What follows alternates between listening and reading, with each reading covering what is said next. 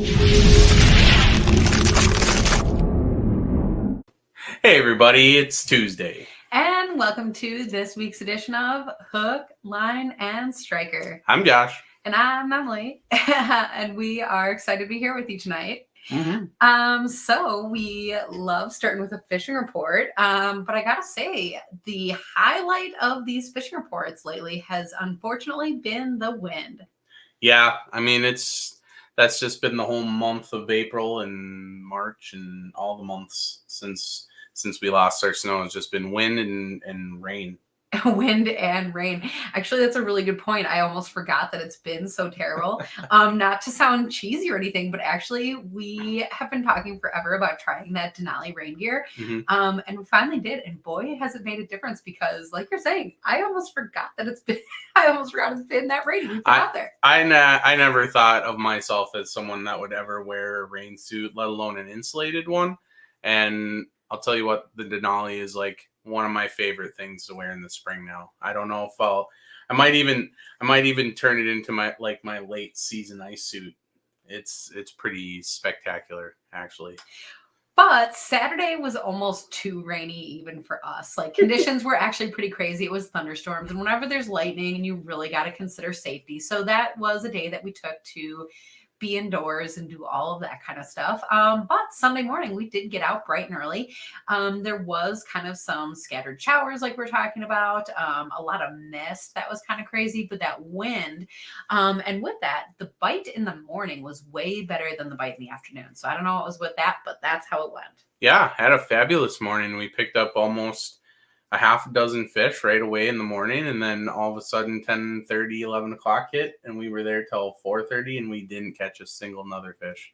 And it's the worst fishing report that we've ever given, because we never even told you our location. So for those of you who know, I'm sure that you assumed by this point. But for those of you who don't, we are in Wisconsin, and we're right by the Wolf River system. And so that is where we tend to get out. There are some kind of key locations that people talk about for the run this time of the year. Fremont is one of them. New London is one of them. And New London happened to be where we fished, because it was honestly closer to our house and it's easy to get to. But we are hearing people, it's that time of the season. People are switching over to dragon crawlers. Some people are using plastics. Some people are still trying minnows. Some people are doing flies. And ultimately, we are catching fish in the system. So that's been a great time. And I'm looking forward to the rest of spring coming up. I think there's a warm up coming. Yeah. A heat up. It's going to be hot. We're sitting here with our hooded sweatshirts on, and they're forecasting 85 degrees for us in central Wisconsin next week. So that's kind of crazy. But that's starting to get us thinking about panfish, get off the walleye train. We've been on there for what seems like years. So time to get back to the crappies and stuff. So that is for sure. I'm looking forward to that. But I'm also interested in hearing where you guys are at, or what you're fishing for, or what those conditions are like. I do always love hearing your water temps. So if you know what those are, share where you're at generally and your water temps, because that is a trend that warm water just continues to move north. And we up here are looking forward to it. So send it our way. Mm-hmm. Hey, Kent. With that, let's bring in our guest for the evening. So, Amy, thank you for being here. Thanks for having me again. Yeah. So we always love talking to you. There's always lots of great stuff. I think last time we even got to talk a little bit of catfishing. We love doing that. Yep. But speaking of a really windy spring, something that I think you might have a chance at even on the windy days, you've been bow fishing. Yes. It's been a lot of fun. So, actually, before we dive into that, because I guess I kind of set you up for that, so sorry. But, we know you. We're excited to speak with you, but I imagine maybe not everybody here does. So, can you take a minute and tell us a little bit about yourself? Yeah, my name's Amy. My husband, Troy, and I just do a lot of catfishing tournaments, and we kind of just love traveling all over the U.S. And just trophy fishing. And fishing for anything in general. Even though our tournaments are catfish based, we just enjoy fishing for everything. Really getting into a lot of the ice camping and camping on sandbars, and just making a whole adventure out of it now for all our trips. And yeah, that's kind of about it. I just love the outdoors, love hunting and trapping and everything that comes along with it. And something I guess that really piqued my interest in there is, you were talking about the ice camping, and I was like, oh yeah, because we love doing that. And then you said Mhm. and on sandbars, and I'm like, whoa, like for some Yeah. reason I never considered that. And that's a really fun translation for all those people that are like ice camping, in your shacks. Like, oh, that's a really great idea. I never thought of that. Yeah, we've always camped, tent camped and everything, and we really got into backpacking type of camping a couple years ago when we did the Boundary Waters trip and just absolutely fell in love. So ever since then, we have been taking our backpacking tents or just all our stuff with us everywhere we go. And now we don't stay in hotels. Like we literally will sleep anywhere else. There is a flat spot, but we won't stay in hotels anymore unless we have to. And we even just got ourselves some cot tents last year. So now we can put up anywhere on a sandbar. It doesn't matter, if you're in weeds, that's all you can do, then we got a cot tent for that. But that's usually for like if we have the big boat or a john boat to go with. Otherwise, that's way too heavy to carry all that other stuff with you, but for smaller trips like that. But yeah, it's a Okay, lot of so fun. is that one of those cots where it's like there's legs and then like mosquito netting over it? It's a cot, but then it also has a tent that goes over it, like a dome. And so you can just use the cot if you needed to, the tent attaches, or you could obviously just use the tent alone on the ground too. So it's kind of a whatever you need it for type of thing. So, and the dog sleeps with me. So, and Troy has his own. So it's kind of funny. Everybody's like, "Oh, you go camping. How do you guys fit?" And we're like, "No, he has his own. I get the dog." So then is the dog like sleeping like on your lap or like between your legs or something? Well, because I'm pretty short, there's still some room at my feet, so she usually curls up there, or she likes to Superman when she sleeps sometimes. So she's almost kind of like my cuddle buddy. So yeah, and she's really good. That's actually really excellent. You were talking about how that's something that you guys just do all the time. But that is actually something that is, I think, new to a lot of different people. Yeah. And it is cool because I think a lot of people are looking for, unique ways to travel. So that really is one hmm of them. hmm It's just become our thing now. We're kind of known for it. Just, oh, where are you camping this weekend, or where are you camping and fishing this weekend? So, So when you're out there, is that like a situation where you're also checking out the night bite, or usually you like set up camp, make food, hang out? everything. If we're on a trip, we're gonna be doing it all. So, we usually will just find camp, find home, and then from there we might venture out for the whole day to fish. Then we'll come back, and if we want to do a night bite somewhere close by, we'll venture back out. If not, we set up on the sandbar. We set up all our rods out with rod holders and stuff, and then we'll do like bells or clickers or something. And so then it's kind of like your rattle reels. So you can wake up at 3 in the morning, try to fall out of your cot tent and get to your rod. And so it's a lot of fun. I ran out or last year, just my socks didn't care, just like took off running. They were soaking wet and muddy by the time we were done, but it was worth it. So That is awesome. That does somehow remind me of ice fishing. So it's pretty much it. Yeah. oh my gosh. That's actually really awesome. Maybe we should try that this year. Okay, so here's a stupid question though. I guess one of the things that keeps me from doing cool stuff like that is like because you are in places, with tons of water around and you're in the middle of nature. I mean, there is mosquitoes for days. And like, okay, like I can handle like a few mosquitoes and I can even Uh-huh. handle like a lot of mosquitoes. But then there's like Bayou on the Wolf River mosquito. Like how do Yep. you deal with those situations? Um, at camp, I'll do my best. Like, I literally only open up like the tent for like 2 seconds to get in and out, and I never leave it open. Um, we will spray everything that we have with the tick stuff. I forget what it's called. Permethrin. Yes. Yeah, is it the orange bottle or whatever it is? Or there's Yeah, it comes in different. There's different manufacturers, but yeah, I Oh, believe I hear it. my husband yelling, yep. But yeah, we pre-treat all that stuff so we don't have to worry at least about the ticks, mosquito bites. I mean, I hate them, but you can live, I guess. But then a lot of times I guess it's not, so we have a fire, so like your smoke and stuff will keep that. But a lot of times we're out on the boat for majority of the trip. And then from there I'll just use, your bug spray and stuff or whatever. But yeah, it is, I don't like to deal with bugs. I'm that person that I'll wrap my shirt around my head or like have a bug net on. Well, nobody else cares about the bugs. I'm literally that person. I can't stand them, but I can't stand the annoyingness of them. Well, But and I actually appreciate you saying that because I feel like the only one in that case, but because like I don't mind the bites or whatever. Like, I mean, I can, if I'm out in nature, like I can get through nature, but I yeah, don't yeah, like when they're like buzzing in my ears. yes, Like I can't even focus on what I'm doing. yes. And I annoy everybody because I'm like, oh my God, like they just piss me off. But I don't know what to do about it. Oh Yeah. my gosh. So that's actually kind of a funny segue to back to what we were going to talk about before I so rudely interrupted. But I think a lot of people are a little bit thrown off from, bow fishing and stuff, assuming you got to do it like at night and there's bugs and all that. hmm So we kind of did talk about that. But I mean, can you tell me how you got started with bow fishing?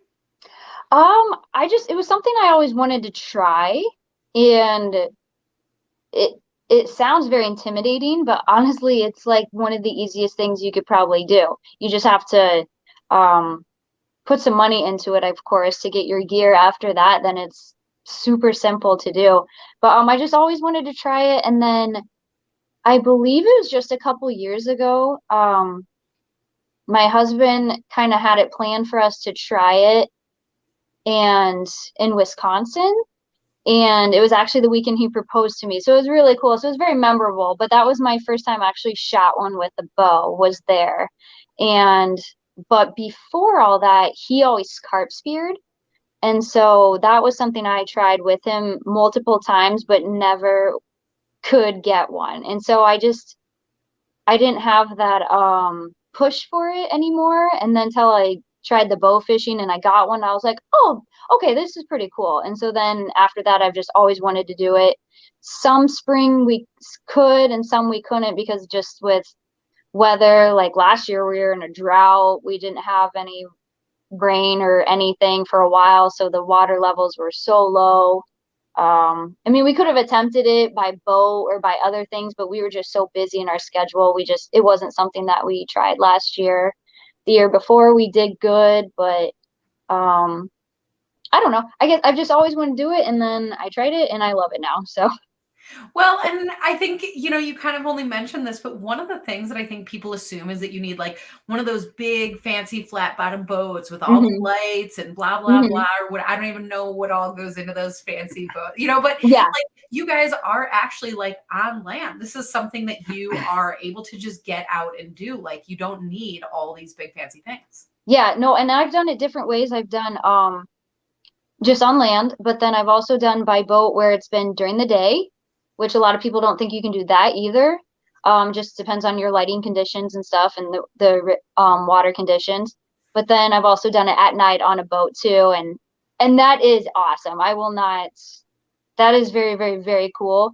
We just don't have a boat proper for those conditions. If we do have a John boat and we have our boat that we can get into many situations, but then again, it's like this is a really, really nice boat. We don't want it covered in blood and guts and a bunch of other stuff. So we kind of just stick to the land part, but we have some buddies who offer us to jump on board with them a lot of times. And so that's been fun. And I've learned a lot, but yeah, for doing it on land, it's easier in a way than being on a boat because you have to on land they're way more shallower, so you can just kind of like walk the creeks and walk the flooded riverbeds or roads and stuff, and it feel like a lot of them are sticking halfway out of the water or they're only just like 2 or 3 feet deep, at the most, where on a boat it's a lot harder to judge in the water to shoot them, so you can miss a lot more versus if you were on land. So on land, it will help people who are new to it to kind of gain your confidence, I guess. That's So, actually a really cool thought. I never would have considered that because I think like taking that water angle into account, like that's really hard for people, but also just having like the sure footing of being on land. Like when you're on a boat, it might be rocking or moving. And so there's a lot more that comes into play. And so that's a really cool thing that you can walk through the stream and kind of get some good practice that way. Yeah. And I struggled for the longest time with the how you perceive everything in the water. Like everybody says shoot low, but I still would shoot way too high or just off. It's really hard to figure out. But then other guys make it look like it's so easy, but it was really a struggle at first for me. But then once I started doing more of like the on land and the shallow and stuff, I got a better feel for things. You don't feel like you have to be as fast sometimes, because like in a boat they might see your light or something, where shallow, if you just stand there and aren't moving, they'll kind of come to you, so you don't have to be as quick sometimes. It just all depends on the situations. But yeah, but then I was able to actually get one with the spear this spring too, so that was cool. I got my confidence with that one as well. So that's actually awesome. That is pretty awesome. Some of my favorite fishing memories are bow fishing memories, and in Minnesota, there's a county called Otter Tail County, and there's a dam that's pretty well known that's owned by the Army Corps, and it's a place where maybe you wouldn't traditionally think that people would bow fish, just because the water, like, it looks super nice and it's not like gross, but then you look down and there's all kinds of cool rough fish that you can target. You know, there's like quillback and buffalo and carp are mixed in, and just all kinds of cool stuff swimming around. And just being able, like you said, I think situations, especially on dams and stuff on land, do help you work on your angle, because you can shoot shallow, but then you have the option, you can kind of climb up the bank a little bit and see some of the deeper fish and just practice. Yep. And they don't move very much by a dam because they're just sitting in the hole. Yep. So you have a chance to kind of practice, and that's some of my memories of shooting that. That was fun. To kind of tag off that, we just found out the spear that my husband and I use, it was his great grandfather's, and so his great grandfather had it, and who knows where it came from before that, or if he just got it, I'm not sure. But so then his grandpa used it, and Troy remembers his grandpa using it, and Troy remembers using it, and I believe his mom might have used it, or uncle might have used it when they were kids too. And then now Troy uses it, and then I got my first one with it. And so it's just really cool to be like, wow, this, it's just I don't know how tradition kind of, it's just really neat. That is really neat. Yeah. So, I think it's really easy to get excited to go out and do stuff like this. But one of the things that you're talking is like walking streams and stuff. How do you know, and I hope this isn't a hard question because I said I would ask hard questions, but how do you know where you can go and get out there? Like, is it just anywhere there's a waterway, or do you have to look that up? Is there a like regulation book like fishing? I guess as far as information goes, I'm sure just your local DNR pages and stuff can tell you things. But we live 1 mile from the river bottom, from the Iowa River, and so we're lucky it's all public land down there by us, and so we have options to just park, and you can just go anywhere and check things out. But it floods a lot right there, or there's some little marsh areas that will flood too, and creek bottoms.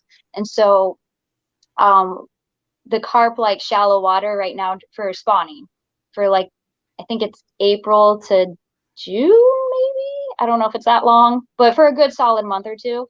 And so they like to come up shallow, whether it's in the river or if it's just in the flooded areas it could get to, or if they were in a pond or a lake nearby or something, and they just like to go shallow. And then so like down here, because it is so low, even the roads will flood too. So it's kind of fun to just like walk the road too. But this is just something where like we grew up around here, so we just kind of just know this area, and we just know what happens every spring when it floods, and like kind of locations to go to and check out. But as far as for someone beginning, I would just say check out your local DNR pages, or just any river access that might flood, or creeks, or river bottom type of stuff. Sorry. No, that's good information, because like and you can go and check on, there's a bunch of groups on Facebook. Just use the search bar. Hmm. And don't be afraid to ask questions, especially, no, nobody, it's like regular fishing, right? Nobody's Hmm. gonna give you their bomb, Yeah. huge hitting spots. But especially if you're asking for, like, hey, I'm a beginner, most of those guys in that circle are pretty apt to help. Hmm. But anywhere, if you can find on the DNR page, like, where carp exist in a waterway, then you can find a place to shoot on there, most likely. Yeah. Lakes can be difficult, but it can be done from the shore. Hmm. Just a pair of waders. Hmm. But rivers offered probably your best chance, and you just have to look. You just Yeah. put on a lot of walking miles. I think, from someone that's shot, like, in a lot of I traveled a lot through college and high school, and I think you just have to walk and just Yeah. bring your bow with. Have a 5-gallon bucket and your bow in your car, and then when you see a spot that looks good, then you just walk it. That's what I did the other night. I'm like, oh, I remember that one big one got away. So soon when I got off work, I'm like, I gotta go back down there and see if he's still there again. It Did was you funny. find it? He did not find him, but I ended up deciding to check out a cornfield that was still flooded. There was maybe like a foot of water. And I was like, well, maybe some of them are still trapped in there, And I had the dog with me, so I let her just run along with me, not thinking we'd find anything. And we ended up finding 3, but they were literally just there, stuck, not moving. So I kind of had to kicked one with my boot, and then she would jump on a couple of them, and finally they would like try to take off. And I'm like, oh, now I can shoot, because I wanted it to be a game. I didn't want it to be, oh, hey, I can just grab you with my hands. But so it was fun. So we found a couple out of there, but we haven't been able to get down there since, just due to the rain and everything else. And it kind of got cold there for a day or two. And so, That yeah, definitely hope affects to it. get back out again.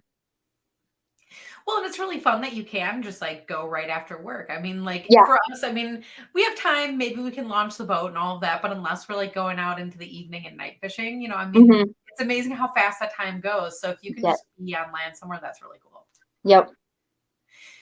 So as for your bow setup, is that something that you guys had around? Did you go out and get one? What did that look like for you? So when I first started, I had a I have a youth bow for hunting. I have a small draw length, so I have a youth bow. And at the time when I wanted to bow fish, my husband had found I think a Matthews Mission, I think is what it is, bow for really cheap. And so that just became my bow fishing bow. But then we joked like, well, that's a nicer bow. We need to switch them. So after I shot my first deer with my very first bow, then I finally switched them over. And so I literally just have a diamond razor edge. I think that's what it is. Youth bow. Obviously, people can use any type of bow and doesn't have to be youth. That's just because I am very kind of a weenie, can't pull much, and like I just have a short draw length. So I just stick with it because it works for me every time. Um, and then I just bought the AMS fishing setup to go with it. And it's been perfect for me ever since. But you can buy actual full setups. I think they run anywhere from like $300 to probably pushing 1,000 or more. I'm not sure. It just depends on things. But I mean, you can find the whole setup. But if you just have a bow, then you can go get a reel, fishing line, or the setup to go with it, and boom, you're ready to go. So yeah, Yeah, actually, so Emily's smiling because she actually has an edge herself. She has a bright oh, green nice. one that she has a AMS reel on, and she's been waiting to go try it out. Oh Um, my gosh. It's but so fun. yeah, I think you bring up a good point. They don't need to be super expensive, Mm-mm. and you don't need a whole lot. You're not shooting anything at distance, right? Probably the furthest distance you're shooting is, maybe 15, 20 feet at the most. And so Yeah. like you can shoot a draw weight of like 25, 30 pounds, even 20 pounds probably works just fine. Just Yeah. because, you want to be able to do reaction shots, especially if you're using the not a recurve, if you're using a compound, Yep. and you want to have a little bit less draw weight. I think I shoot 25 just I was gonna say because we there's couldn't no remember reason. if mine was 25 or 30, but Yeah. it might be 25. But yeah, there's so many times where, you know, especially if you are very, very shallow or walking with them, you might pull back, but then you might want to keep it there because you got more moving around all, so yeah, you just want something that's just super easy. Yep. And I used to use a glove. I don't have the finger tabs on mine. They said I would have to like restring my bow if I wanted to put those on. So I had a glove for a while, but honestly, it's so lightweight that you just literally can just keep pulling it back. But gloves are nice for when your fingers get really raw after hours of doing it. But other I than guess that, I didn't even yeah, consider that because I do target shooting. I yeah. don't necessarily hunt, but what do you call that little grip that you used for? I see. I'm Yeah, the clearly this is release. why I do fishing and Yeah. not archery. Yeah, but I mean, I guess I would have assumed like maybe I need that, but you're saying like I don't even. So I guess that's a good point. I didn't even consider that. And that's how new I It's am, but I'm excited. yeah. I mean, unless there's other ways I don't know, it's literally it's just your fingers. You're just pulling back with your fingers. But they might put like a little I've got mine with me. I don't have it, but they might put like little plastic or rubber tabs right here, kind of just an easier grip for your fingers basically to save the skin. Mm-hmm. Yeah, and I really do think if you are, um, thinking that you might even just do it for the first time, just pick a bow up from a garage sale, any bow Hmm. that you can turn down to Hmm. an easy draw weight, and Hmm. don't spend your money so much on the bow. Just make sure it's in good working order. Spend it on the reel Yes. because the line management, you're not shooting a projectile with fletchings or anything. You're shooting essentially like a spear that's arrow Hmm. length, and then Hmm. it has a string attached to it. And if anybody's ever tried to shoot one of the old style, like one of the can styles or something, it can be a mess. When Yeah. you're trying to wrap everything back up, and those AMS reels are really awesome. It just has two little rollers that pinch the line and then reel it in, and it just shoves it into a bottle. Yep. Yep. So there's a bottle. Can you see that at all? Mm-hmm. Yeah. And Okay. that reel is going to make your bow fishing a lot more fun. Yep. And I've seen there's other ones, like my husband just brought up his. He has like an old school Zebco looking thing on it Mm-hmm. on his. But I've seen some that almost look like, is it a big round disc Yep. too? I personally don't think I would like that. I truly just like the AMS bottle. I think that's just probably the easiest way to go. Yep. Like his is super heavy with that reel. So that's another thing. You want to think like if you get a big heavy compound bow, your arm's going to be tired too. Even if that's not your pulling arm, you're just going to be tired of holding that all day long too. So you want to Well, and think the hiking smarter. around with it, especially if you're going through a stream or, I Hmm. mean, that is a lot to bring with you. You're making a good Hmm. point. Yeah. And then if you're on a boat, it's a different story because you shoot one on a boat and then you quickly shake it off and you shoot it and it's a little different. But like if you're on land, um with me we have to bring everything back to square one. So like on your boat, you might have just a tote or a barrel or something to put everything in. So you're not running different places. But on land, I'll shoot one here, drop it, go over there, drop it. So you have to like, you're always constantly dropping your bow and like hauling things. My bow got beat up. So you don't want to have something super, super nice either. That's Mm-hmm. the other thing. And like in your boat, you can just set it down in one spot where this one, it got set down in a mud puddle because I had to start hand lining the fish. So it's just kind of, you have to think, yeah, you don't need to have the nicest thing on the block. So That's actually a really great point. I guess I didn't even consider that, because a lot of times if I've imagined myself that I've been like on a boat, but like you're Hmm. saying that there's all of these other options, and Hmm. I But mean, I don't guess get me wrong, I want the really, really, really super cool orange looking bow. Like I want all that cool stuff. So I'm not ratting on anybody who's got it. That's awesome. But you don't have to have that to do this. Hmm. well, but I just like, having something that's practical enough that if you do like drop it in a mud puddle, that you're not like, Mhm. I don't know, like killing yourself over it Yeah. for some reason. I mean, Yep. everyone wants to keep their equipment like good and clean and working order and all of that. But when Yep. you have something that is going to get knocked around a little bit, I mean, Yep. don't use your tournament bow for bow fishing. I don't know. Yeah. It's Yeah. just true. Exactly. And the cool thing about bow fishing is that because it is so kind of light poundage and everything. And I had a friend come with me, one of my girlfriends come with me, and she's never done it before, and she's left-handed and I'm right-handed. But she was able to just take my bow and pull it back. And it was a little awkward trying to reel with the opposite hand, but she did good with it. But it's not like, I couldn't take your bow for deer hunting and go out and try. So it's really neat how it's universal.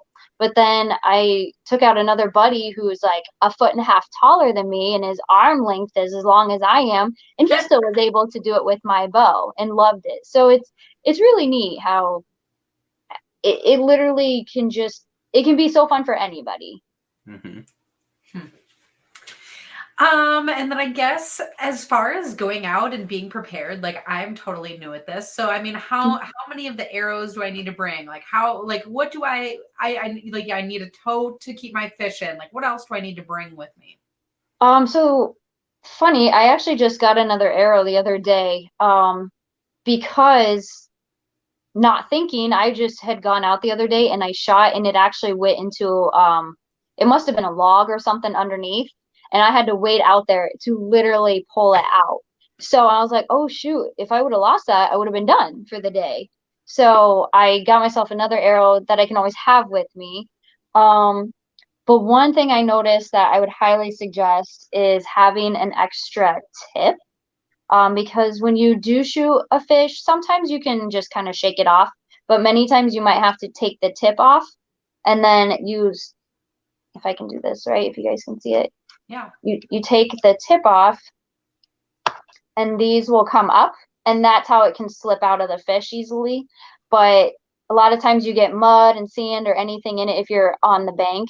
And so I was like rinsing this out to put it back on, and I dropped it. But I found it, but I was like, oh shoot. So having an extra tip would be handy. Um, Other than that, I think if you just had an extra arrow or tip, yeah, I think you're good. But then having, yes, a bucket to carry things in, and think it depends on how many you're going to get too. You have to stop yourself. If you keep going, like we caught 40 the other day and I had to get another bucket. So I'm like, you got to think of the work that you're going to put into everything at the end. Don't just shoot it and let it lie, because there are regulations. Like I think Iowa, you have to dispose of properly, or like take it. And so you can't just leave it on the bank. And so don't get trigger happy, so to speak, and just start shooting a bunch of stuff and then not know what to do with it afterwards. So, but a towel, because you're gonna get bloody and messy. Yeah. Other than that, I don't. Yeah, that's pretty much it, I think. Oh, no, no, no, no, no. The most important thing: polarized sunglasses. That's the most important thing. Hmm. Oh my gosh, my husband's making fun of me. So polarized sunglasses. um, I started using his. He had some like yellow framed ones, and so it worked really good no matter if it was sunny or if it started getting darker into the evening. I was still able to see clearly. But you can still use, just your dark lensed polarized glasses just fine too. But that's pretty much key. No matter if you're on the boat, if you're walking, anything, you pretty much need to have them. I mean, there are times where you can see a shadow with your naked eye, but you really need the polarized sunglasses. Yeah. I don't know. Am I forgetting some? I feel like I'm forgetting some, but then again, that's so easy. It's literally you just need that and you go. Like that's the beauty of it. Well, and I think even remembering the sunglasses, that is a really great tip. And I'm kind of laughing and looking at Josh because last year, all summer, like I just refused to wear sunglasses. I guess I don't know why. With regular Mhm. glasses, it's pain or something. But it's amazing the amount that he can see that Yep. I cannot. And so, Yep. like, you're even talking about like knowing where logs are and stuff so you don't get stuck. Like, it's Mhm. amazing the different brush that he sees or can fish around that I never know is there. So for you, that's great to identify a fish or Mhm. to see where an arrow went or all those different things. I mean, that is really imperative. Yeah. When I first started, I just wore sunglasses because we were on the boat, and I was like, oh, just reflecting the light from the water, so I can see better. And they were just regular ones, and my husband's like, there's one, there's one, there's one. I'm like, I don't see them. And he's like, it's right in front of you. And I'm like, but I don't see it. And then he gave me his glasses, and I'm like, oh my God, there it is. Like, it's a total like game changer once you can see the fish. So yeah. Maybe the only other thing that you forgot is like good boots. Oh, okay. So yes. So I need to invest in some waders because I want to keep doing what I'm doing, but there were many times where I didn't go any farther because I knew it would be knee deep or more. Um, but then the other times when I went, it was warmer, the water was warmer, so I didn't care if it went over my boots, but it does make it harder to walk. But yes, good pair of boots that don't leak. And because like when you're in the fields or on the roadbeds or anything like that you're walking through, you basically are just shifting like this. You're not stepping. So you're like trying to be, they're like very, very stupid, but yet very, very skittish. I don't know how to explain a carp, Mhm. but sometimes they won't even move like while you're right there, or they run into your boot all the time, or it can be kind of creepy at the same sense, but like you want to be as stealth as possible. So having something that's not like just a rubber pair of boots that you can just kind of shift right through. It doesn't matter if you're in mud or what you're in. So, but waders would be ideal. That would be nice. Mhm. Yes. Absolutely. Man, I am wondering, like, man, maybe I need some waiters. So what do you guys do with your fish when you're done? So we do different things. Our fur buyer, because we do a lot of trapping. Our fur buyer took my last haul, and he turns that into a lot of trapping bait. And so he took all that for us. Couple times ago, my husband will do like he'll smoke like the carp, the common carp sometimes, and then the buffalo he does like ribs with, like Hmm. like little chunks of ribs and fries like carp ribs. He does all the cooking and stuff. I don't do all that. So, but so you can eat them, no problem. It just depends on, if you want to deal with the ribs and the work that goes into it. Um, we have put it in our garden before. That helps out a lot. Trying to think if any other people do stuff. That's all I I actually know. heard on because I also like gardening. I don't Mhm. know, but I've been hearing a lot this year on gardening forums. Like, if you don't know where to put these fish, a lot of times, like early in the season, like this, gardeners are turning up their soil. They're Yep. looking for fish sometimes. So, Yep. even just posting there and seeing if anybody's interested, because I know there's only so many holes to be dug in the yard. Yes. Yes. And I know around here a lot of times farmers don't really care that much as long as you're respectful of their property and Hmm. their access points and stuff, and you talk to them prior. Like, they don't really care if you go and you just put them out in the field and spread them out a little bit so they can get disked in and stuff. Okay. But just if you're out in a rural area, don't be afraid to go up and just talk go up to the farm and talk to somebody, because more than likely they'll be like, yeah, that's cool. Yep. But make sure that you have something in place prior to going, Yes. because it does suck having a bucket of fish and you're like, oh crap, now what do Yeah. I do? And I don't know about every state, but like I think Wisconsin's the same as Iowa, but you can't leave them on the bank. Right. So, even though that's kind of like the Eagles got to eat and stuff, I get it, but maybe take them home. Like we live on a farm, we could toss them in our creek, and then Eagles can come eat. But um just you don't, if you think about like the river bottom, it's a public land down there by where we live. Don't just leave them on the roadside. Don't just leave them where like right off the path where people are walking, the smell, you know. Like, don't fill up the garbage can at the boat launch. Yes, like just be respectful with it. I mean, I get it that it's you know, a dead fish, something's gonna eat it, but like then do it somewhere else, you know, though. That's the thing. So, but yeah, I don't think you're allowed to just leave it in the bank here in Iowa. So Yeah, Right. not here either. yeah. Right. But it's a very easy thing to get you can get very trigger happy with these because there's just so many of them and all in one spot too. So it's like, oh yeah, it sounds awesome and it looks great on Instagram or something that you know you shot 50 fish, but it's like, what did you do with them? Do you know what you're gonna do with them? Like you said. And I guess we've talked about a lot of different things. But any other tips for somebody who's like just getting started or if they're nervous or anything like that? Just go out and try it. I can't speak for myself on trying it by myself. I always had my husband to help me, like, you know, kind of gave me ideas or where to look and things like that. But like the other day, I took out my girlfriend and she had never done that before. And she was so nervous. And I'm like, hey, it's just me. Don't worry. Who cares? Like, I missed 100 times before I ever got one, you know?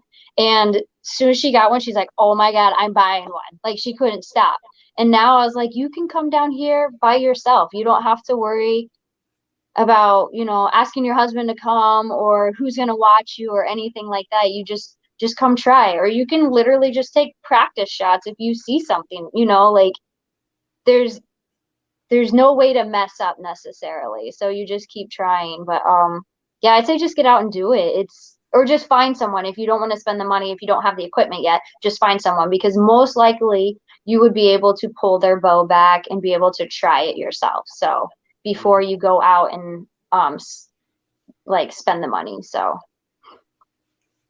That's yeah. awesome. So I'm hoping to maybe still get out while the season is still here because I don't know. I hope I you don't know. do. Does this Yeah. go even all summer and fall, or does it stop Yeah. at the end of spring? No, you can.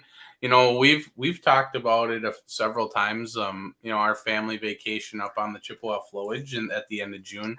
You know, how many times have we just seen carp? You know, as we're pan fishing, you just throw the bow in the boat. Yep. You know, and so as long as we have a way to dispose of it and we figure that out prior, like that's all you got to do. Just And bring it that's with you. yeah, I would love to try like the backwaters of like the Mississippi or something. I think that would be so much fun. Or definitely go shoot some Asian carp. That would be a lot of fun. They'd probably pull me out of the boat, but I still think that would be awesome. Yeah, But that would be a fun time. Where do you go? And then there's like those jumping carp. That would be great. that's That's the what Is she that what said, that yeah. is? Yeah. Yep. Okay. I've snagged them before with rod and reel, and I mean we fish places where they're all over it. It literally sounds like a metal baseball bat to your boat, like when they hit your boat. Oh, But I've never bow fished for them. I think that would be fun. That is actually really crazy. Oh, and another tip or like whatever, just be respectful to the fish too, in a way. I mean, I know they're carp, but like you still just want to, I don't know, you don't want to just shoot everything in sight, you know, because I read it somewhere where, you know, they eventually do get smarter and they might not come back to this section or something. So I don't know if that's true or not. I really don't. But also don't just go out there and assume everything's carp either, because you might have like a giant catfish right there, or I know they're still considered rough fish, but you might have something else swimming amongst them that is a sport fish. So Could be a bass. It could be a walleye. It could exactly. So just try to stick with the rough fish that are invasive, I should say. So, and I think sometimes that's all you can shoot with bow actually is just a rough fish, right? I don't know if there's any other. yeah. So as far as I'm aware, I'm not super clear. I'm not super fresh on the Dakota laws. I know Minnesota, they have a spearing season for pike, but you can't use a bow. Pretty much just if you're going bow fishing, just stick to the rough fish. I Yep. know, yeah, like Ray's saying here, gar I Mm-hmm. think are on the list. They do list it out in your regulations as Mm-hmm. far as what is a rough fish and what you can bow fish. There's lots of information.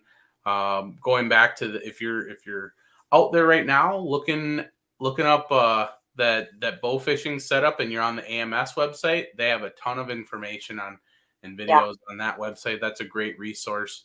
The Wisconsin Bow Fishing Association actually comes to the Wisconsin Fishing Expo that is held in February, and so they have a huge setup there.